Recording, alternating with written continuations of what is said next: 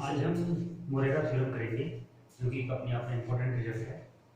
तो Moreira theorem क्या कहता है? मोरेरा थ्योरम मैंने बोर्ड पे लिखा हुआ है और मोरेरा थ्योरम कहता है कि किसी भी एक से संबद्ध प्रदेश जी में यदि एफजेड सतत है और इसमें विश्लेषण नहीं किया, केवल और केवल क्या दिया है, सतत दिया है। यदि जी में प्रत्येक सरल संवर्त कंटूर के अनुदिश कोई भी सरल संवर्त कंटूर लिया जाए उसके अनुदिश इंटीग्रेशन ओवर सी एफजेड जीरो हो तो एफजेड विश्लेषण होगा। यानी कि ये कॉची प्रमेय की अपोजिट रिजल्ट है। कॉची प्रमेय हमारी क्या कहती थी कि यदि एफजेड विश्लेषण है तो सरल संवर्त कंटूर में इंटीग्रेशन जीरो होगा। कहता है कि प्रत्येक सरल संवर्त कंटूर में यदि इंटीग्रेशन ओवर सी एफजेड डीजेड जीरो है तो फलन कैसा होगा, विश्लेषण। तो ये इसको हम प्रूफ करेंगे। देखिए इसका प्रूफ हम लिखते हैं। तो सबसे पहले इसके प्रूफ में हम क्या मान के चलेंगे, पहले मैं डालता हूं उसका प्रूफ लिखते हैं। देखिए प्रूफ लिखना स्टार्ट करते हैं। तो प्रूफ के लिए हम क्या करते हैं कि मान लेंगे कि ये हमारा संबद्ध प्रदेश जी है और इसके अंदर Z0 कोई निश्चित नहीं है, Z0 और Z। अब Z0 को Z से मिलाने वाला कोई वक्र है C1 और C2 और इन दोनों वक्रों को मिलाकर के एक सरल संबंध कंटूर बनता है C। ये हम मान लेंगे। तो माना Z कैपिटल G में, Z0 कैपिटल G में एक स्थिर बिंदु है तथा Z कोई चर बिंदु है। ठीक है। अब Z0 और Z को हम क्या करेंगे, मिलाने वाला दो चाप बनाएंगे C1 और C2। Z0 तथा Z को मिलाने वाले चाप कलनीय चाप C1 व C2 हैं। C1 व C2 को मिलाकर एक समवृत्त कंटूर C बनाते हैं। ये हम यहाँ पर कंस्ट्रक्शन करते हैं। ये हमने सिंपल सा कंस्ट्रक्शन किया है इस रिजल्ट में। तो ये C1 और C2 को मिलाकर के पूरा C हो गया। तो यदि हम यहाँ से चलेंगे तो C1 तो प्लस में रहेगा, C2 माइनस में रहेगा। तो ये क्या बन जाएगा, इंटीग्रेशन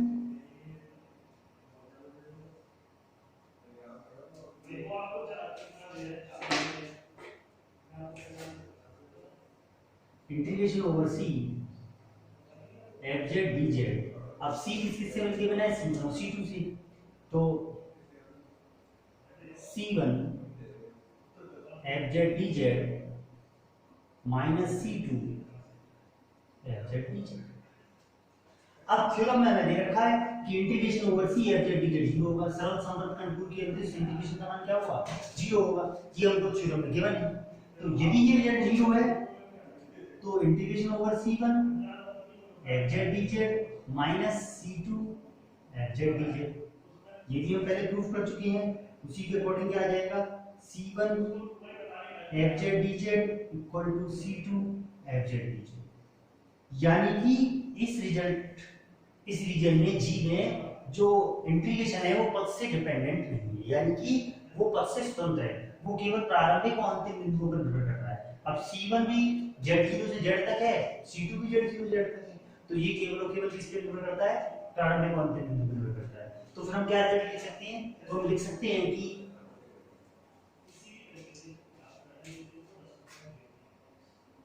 अतः G में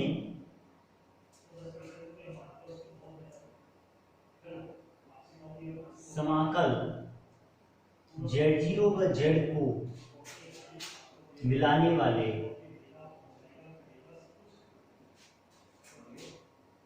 पथ से स्वतंत्र है। ठीक है। तो अब किस पे निर्भर कर रहा है, फिर वो इंटीग्रेशन Z0 फिक्स है तो Z चर है तो केवल Z पे निर्भर करता है। तो फिर हम क्या कह सकते हैं, अतः माना capital F Z equal to integration z0 से z F T D T, जहां t चर राशि है। ठीक है, तो कुछ भी नहीं किया हमने, पता है कि ये इंटीग्रेशन जो है आपका वो किस पे निर्भर कर रहा है, z पे निर्भर कर रहा है। z0 फिक्स है, z बदलने वाली राशि है, तो z पे निर्भर कर रहा है। और ये आप चाहे fz लिखें चाहे ft लिखें, इससे कोई फर्क नहीं पड़ेगा, क्योंकि वो आपने चर राशि को बदल दिया है। क्योंकि जो निश्चित समापन होता है वो केवल लिमिट पे निर्भर करता है, वो चर पे निर्भर नहीं करता है। तो ये बात तो है। तो ये आप जो इंटीग्रेशन है ये एक नया फलन हो गया, कैपिटल एफ जेड एक नया फलन है। तो स्मॉल एफ फलन जो है उसका समाकलन करके आपको कैपिटल एफ फलन मिलता है। ठीक है, तो ये जो समाकलन है वो जेड पे निर्भर करता है, जेड जीरो फिक्स राशि पे। अब हम क्या करें आगे प्रूफ करने के लिए, एक स्टेप तो ये यहाँ तक हो, इतना काम हम पहले करेंगे, ये प्रूफ कर देंगे। अब हम इसमें सेकंड काम करेंगे। अब हमें प्रूफ करना है कि जो एफ जेड है वो विश्लेषित है, स्मॉल एफ जेड। ये जो आपका फंक्शन है एफ जेड ये कैसा है, विश्लेषित। अब विश्लेषित का मतलब क्या बताया हमने, विश्लेषित कब होगा, जब वो अवकलनीय होगा। तो हमें अवकलनीय प्रूफ करना है। अब अवकलनीय कैसे प्रूफ हो सकता है, अवकलनीय मतलब कि ये इसको अवकलन इसका कोसी करो, ठीक है ना, यानी कि एफ जेड का अवकलन कुछ ना कुछ राशि आती हो तभी तो कह सकते हैं अवकलन। तो ये चीज हम दिखाना चाहिए। तो देखिए एफ जेड का समाकलन कैपिटल एफ जेड आता है, तो कैपिटल एफ का जब आप अवकलन करेंगे तो स्मॉल एफ आना चाहिए। इसका मतलब कैपिटल एफ अवकलन नहीं है, अवकलन नहीं है विश्लेषित है। ठीक, तो इसके लिए हम क्या करते हैं, इस रिजल्ट को शो करने के लिए कि माना कैपिटल जी में जेड के समीप कोई बिंदु जेड प्लस एच है। यहाँ पे कोई बिंदु ले लिया आपने, ये जेड प्लस एच, ये कोई बिंदु, ये बिंदु, तो फिर capital F Z plus H क्या हो जाएगा, जेड से हो जाएगा जेड जीरो से Z plus H F T D T.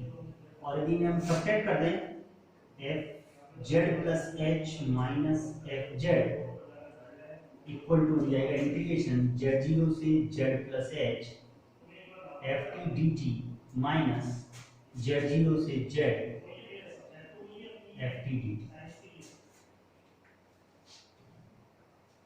ये बन जाएगा। और अब हम इसे सॉल्व करें यदि, तो इसको हम पलट के लिख सकते हैं। तो ये बनेगा जेड जीरो से Z plus H F T D T plus Z से Z zero F T D T, ये जेड। और इसको हम क्या लिख सकते हैं,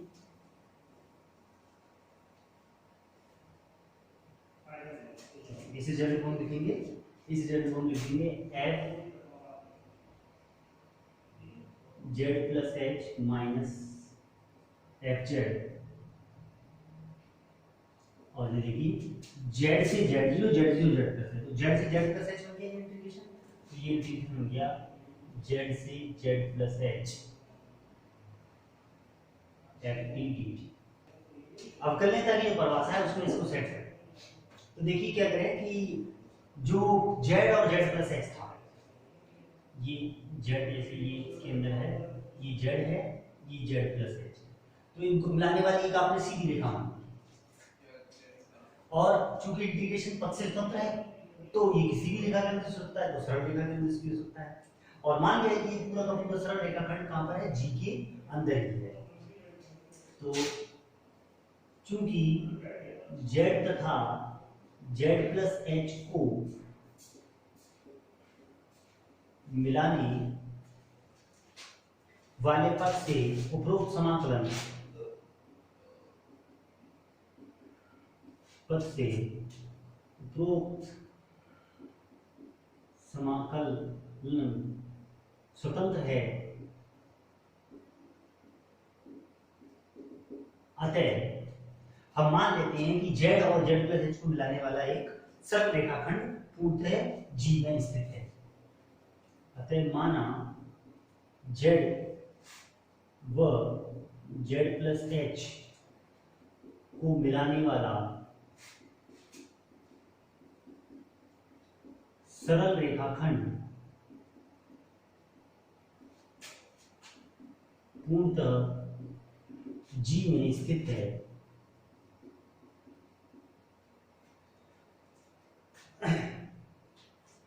अतः अब हम क्या करते हैं कि इसको अवकलनीयता की परिभाषा में सीख करेंगे। तो f z plus H minus F Z upon small h minus small f z, ये बनेगा 1 अपॉन एच इंटीग्रेशन जेड से Z plus H F T D T minus f, और इसको हम क्या लिख सकते हैं 1 बाई एच जेड से Z plus H F T D T minus 1 by h integration z से Z plus H f Z d T.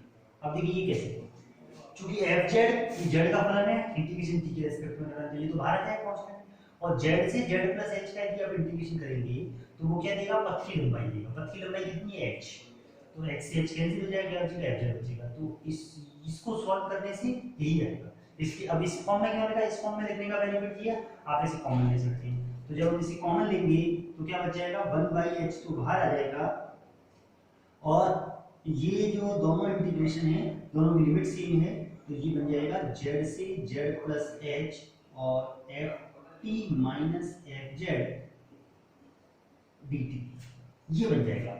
और अब हमको मालूम है कि जो फंक्शन स्मॉल एफ फंक्शन है वो कैसा है, अब सतत फंक्शन, तो अब इसमें क्या लगा सकते हैं, सतत की परिभाषा लगा सकते हैं। तो इसको ध्यान रखेंगे, क्योंकि बिंदु z पर एफ टी सतत फलन है, अतः अब सतत फलन की हम परिभाषा यदि अप्लाई करें इसमें, तो एक धनात्मक संख्या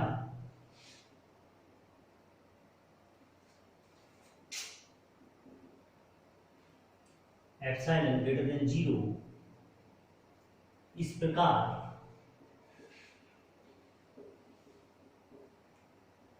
विद्यमान है कि डेल्टा ग्रेटर देन 0 के लिए प्रकार विद्यमान है कि mod f t minus F z less than epsilon for all mod T minus z less than delta. H का चयन इस प्रकार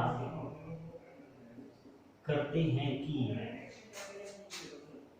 mod H less than delta. देखिए इस सब कुछ में किया क्या गया है कि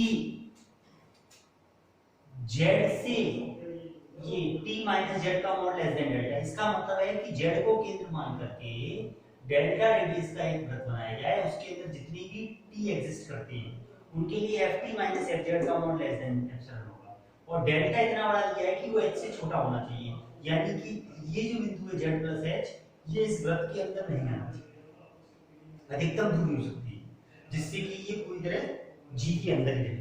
ये काम इसके लिए किया गया है। ठीक, अब हम इसमें यदि क्या लगा दें, ये जो रिजल्ट आया था हमारा, इस रिजल्ट को यदि मॉड लगा करके यूज करें तो क्या बन जाएगा, तो देखिए mod F Z plus H minus F Z upon H minus F z, mod लगा दिया, और राइट हैंड साइड क्या है, राइट हैंड साइड है हमारी 1 by h mod 1 by h integration z से Z plus H F t minus F Z d t. इसको हम तोड़ देंगे इंटीग्रेशन को, तो ये लेस देन इक्वल टू हो जाएगा 1 upon mod h integration z से Z plus h mod f t minus F z mod d t. अब f p minus F z less than epsilon है, जबकि p minus z less than delta होना चाहिए। तो Z से Z plus H के लिए जो पी माइनस जेड है वो लेस देन डेल्टा है, तो this is less than equal to 1 upon mod H, और ये एप्सिलॉन बन गया, तो बाहर आ गया जेड से Z plus h mod d T, और ये पथ की लंबाई कितनी है, मॉड एच है, so this is less then, ये लेस देन इसमें बदल गया एप्सिलॉन। ठीक, तो जब हम एप्सिलॉन को स्विच लेते हैं तो लिमिट लगाएंगे तो किसमें बन जाएगा, जीरो में बन जाएगा। तो चूंकि एप्सिलॉन स्विच है अतः ये क्या हो जाएगा, जीरो।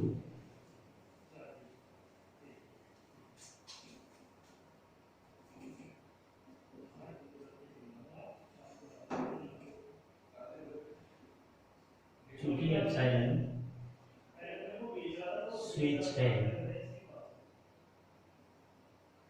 अतः F Z plus H minus F Z upon H limit H tends to zero, और ये किसी बराबर होगी आपकी एफ डैश जेड। तो ये क्या आ गया, इसका मतलब ये है कि कैपिटल एफ जो है उसका अवकलन विद्यमान है, और यदि कैपिटल एफ का अवकलन विद्यमान है तो कैपिटल एफ कैसा फलन है, विश्लेषिक फलन है, और कैपिटल एफ विश्लेषिक फलन है तो विश्लेषिक फलन का अवकलज भी क्या होता है, विश्लेषिक होता है, अतः कैपिटल एफ डैश जेड भी क्या होगा, विश्लेषिक हो गया। कैपिटल एफ जेड विश्लेषिक है तो स्मॉल एफ जेड भी क्या होगा, विश्लेषिक हो गया। चूंकि कैपिटल एफ जेड का अवकलज विद्यमान है अतः कैपिटल एफ जेड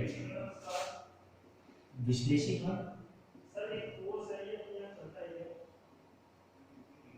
तथा हम जानते हैं कि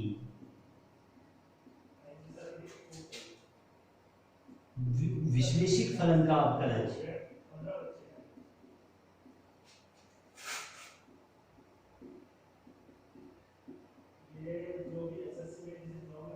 विश्लेषिक फलन का अवकलज भी विश्लेषिक होता है,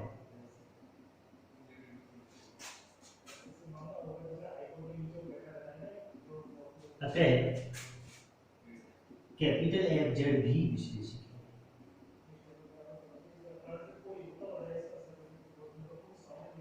it implies capital F Z equal to small f Z भी